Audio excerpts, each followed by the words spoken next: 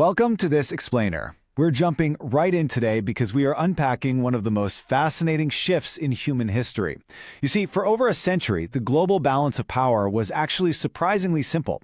Basically, a few incredibly wealthy nations called all the shots. But that era, the era of a single, unchallenged superpower, it's officially coming to an end. We are entering what is known as the multipolar matrix. It's a completely new architecture for the next global century, and honestly, it's being constructed right in front of us. This brings us to a massive, almost intimidating question. Which countries are actually going to shape the next chapter of human history? Now, if you're like most of us, your immediate instinct might be to just pull up a list of the world's richest economies and assume, well, they're automatically going to rule the future. But the evidence points to a very different, much more complex reality. Being wealthy today does not guarantee you'll be influential tomorrow. So if GDP and traditional military size aren't the only crystal balls anymore, what new metrics actually matter? Let's just say the biggest winner of the next 50 years might not be who you expect. Here is our roadmap for the next 10 to 12 minutes. We'll cover 1. Redefining global power, 2. The established titans, 3. The rising contenders, 4. The technology race, 5. The resource race, and finally, 6. Tomorrow's challenges. Let's get into it. Starting off with Section 1, Redefining Global Power. Okay, let's dive into this. GDP alone is just no longer enough to secure a nation's destiny. Today, influence hinges on a really complex, interconnected mix of elements. Dominance in artificial intelligence and semiconductor manufacturing, those are the new digital currencies. Then you have demographics. A young, educated workforce isn't just a nice bonus, it's the literal engine of rapid innovation. It's also about controlling natural resources and mastering the transition to renewable energy. And crucially, absolutely crucially, climate resilience and adaptability. Think about it. A nation might have a massive economy on paper right now, but if their coastal cities are flooding or they lack the raw materials to build solar panels, their global voice is inevitably going to shrink. Power is no longer just about who has the biggest bank account. It's about who has the agility to survive the future. Moving on to Section 2, the established titans. We currently have two immense powers anchoring the global system, the United States and China. But their structural strengths couldn't be more vastly different. The U.S. leads with unparalleled Silicon Valley innovation paired with the insanely deep capital markets of Wall Street. They also command incredibly robust global alliances and a higher education network that pulls top talent from everywhere. On the flip side, China brings the astonishing manufacturing scale of hubs like Shenzhen. We're talking about a place where a raw prototype can literally become mass-produced in a matter of days. Combine that with massive, rapid infrastructure development and a heavily funded space exploration program. Now, both possess formidable military capabilities and AI research, but they both face totally unique domestic hurdles too. This isn't about declaring a winner. It's about understanding how these two distinct, massive engines are currently defining the baseline of global capability. To secure these dominant positions, the financial commitment is just unprecedented. Billions upon billions are pouring into AI labs, chip factories, and cutting-edge scientific research. It's honestly hard to wrap your head around the sheer scale of the investment happening right now. But the real takeaway here isn't just the dominance at the absolute top. If you trace the accelerating spending trends just below those titans, you see a completely new class of nations rising at breakneck speed. They're doubling down on innovation because they know the gap is closing, and they absolutely want a seat at the head table. Which brings us right to Section 3, the rising contenders. There is incredible, undeniable momentum being generated by pure population demographics right now. We are seeing a massive working-age youth boom in countries like India and Nigeria. And this stands in stark, really fascinating contrast to the aging populations of older developed nations like Germany, Japan, and South Korea. This divergence is so critical. While older nations are grappling with strained pension systems and retiring workforces, a youthful population creates a literal tidal wave of domestic productivity and consumption. Imagine millions of young people entering the workforce simultaneously, hungry to build, buy, and invent. This is exactly why demographics might soon be the ultimate crystal ball for future power. An aging population stalls growth, while a youthful population acts as the very fuel of the next global engine. But you know, it isn't just about raw population numbers. It's about a concept called strategic leapfrogging. These nations are bypassing old industrial steps and jumping straight to the future. Indonesia, for example, is brilliantly leveraging its vast reserves of critical minerals to literally force domestic industrialization.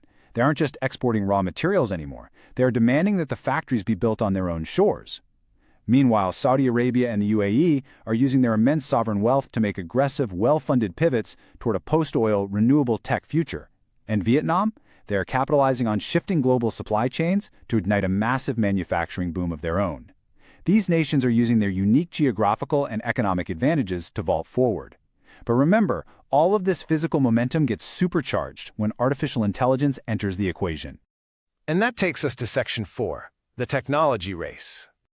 Over $1 trillion. That is the staggering global investment currently pouring into semiconductor fabrication and AI laboratories. To put that massive figure into perspective, nations are basically spending the equivalent of the GDP of entire countries just to manufacture microscopic chips. So the crucial point is this: whoever controls these microchips controls the future economy, advanced military systems, and all future scientific discovery. Period. This isn't just another industry, and it's definitely not a passing tech trend. Semiconductors and AI are the foundational bedrock of all future global influence. Leadership in the next 50 years is entirely dependent on mastering these specific, invisible technological sectors. And that foundational tech feeds directly into what we call the frontier industries. National strategies are fiercely competing to crack quantum computing, which is going to completely revolutionize cryptography and problem solving. They're racing to dominate robotics and automation, to solve labor shortages. They're pushing the absolute boundaries of biotechnology to extend human life, and they're investing heavily in next-generation space exploration to secure satellite infrastructure. The countries that can innovate the fastest in these highly specialized scientific fields are going to hold immense leverage over the rest of the world. But there is a massive catch. All of this highly advanced, invisible, high-minded digital technology, it requires some very dirty, very tangible physical materials to actually exist. Which leads us to Section 5, the resource race. Welcome to the era of the new oil. Rare earth elements, lithium, copper, and even clean water. If you want to build a battery gigafactory or power a massive AI data center or deploy a massive fleet of solar farms, you absolutely need these critical resources. Notice how the race for lithium and copper is rapidly shifting geopolitical leverage away from traditional oil powers and straight toward resource-rich nations like Brazil, Indonesia, and various nations across Africa. If a country controls the raw materials required for the entire global technological transition, their diplomatic and economic power multiplies overnight. One massive lithium deposit could literally redefine who holds the cards in global negotiations. The tech might live in the cloud, but make no mistake, the power is strictly in the ground. Finally, we hit Section 6, tomorrow's challenges. Looking ahead over the next 50 years, the challenges compound dramatically. Every single nation is going to be tested.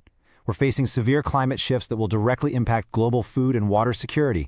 We have cresting demographic aging and major legacy economies, compounding national debts that really limit government spending, and massive workforce disruption driven by the rapid deployment of AI. It's a lot.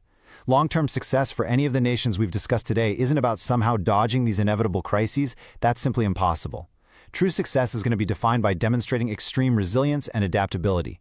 The nations that solve tomorrow's challenges before they become existential threats, those are the ones that will thrive. Which brings us to a profound insight drawn from the source material. It says, "The future will not belong to one nation alone. It will belong to those capable of continually reinventing themselves." This is really the ultimate synthesis of everything we've explored today. The era of the single global superpower is squarely behind us. We have fully arrived in a shared multipolar reality where completely different nations will dominate entirely different industries based on their unique strengths in technology, demographics, and resources. And that leaves us with this final thought to ponder. The next map of global influence isn't waiting to be printed in some future textbook. It's actively being drawn today. It's being drawn right now in semiconductor labs, in bustling megacities, in automated factories, and in climate-resilient agriculture centers all around the world. The world is changing incredibly fast, and now you understand exactly why and how the power is shifting. So, the only question left is, as all these dynamics collide, who will lead tomorrow? Keep your eyes on the data, because it is for sure going to be a fascinating century to watch unfold. Thanks for watching World Decoded. Make sure to like and share, subscribe, and stay curious.